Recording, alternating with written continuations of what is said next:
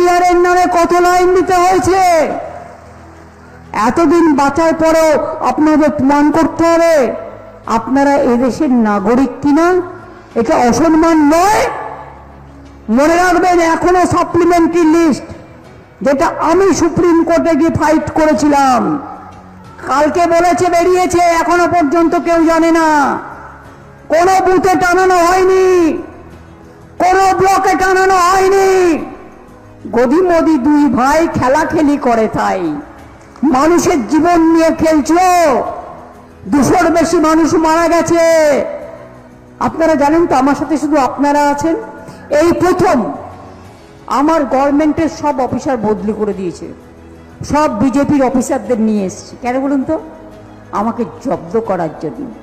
ওরা জানে না, বাঘ যদি আহত হয় না, আহত বাঘ, মনে রাখবেন, অসুস্থ বাঘ আরো ভয়ঙ্কর।